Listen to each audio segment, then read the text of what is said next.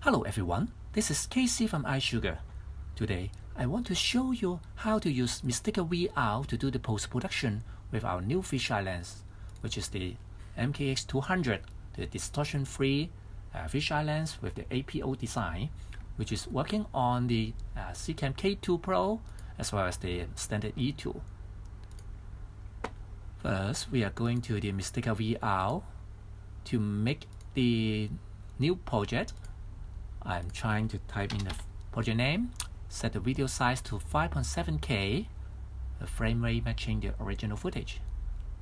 Click OK. And now we can drag in the project file. I try to show you the graded version. Here you can pick a new preset from the menu, but I try to show you how it could be easily done manually.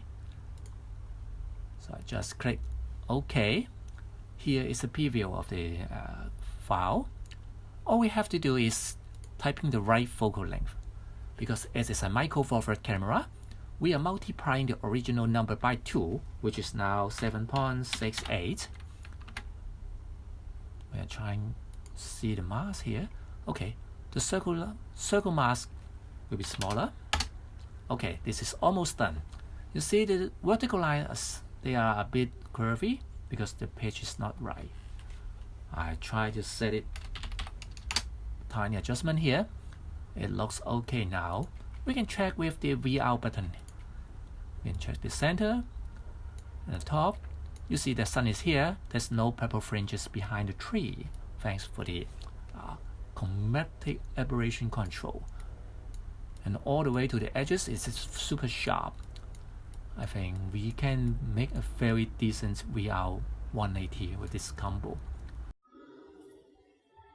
Elephant Walking by Clive Sanson. So this is the end of today's tutorial, and we will have some more tutorial coming up very soon. Stay tuned and subscribe our channels. Thank you. Bye bye.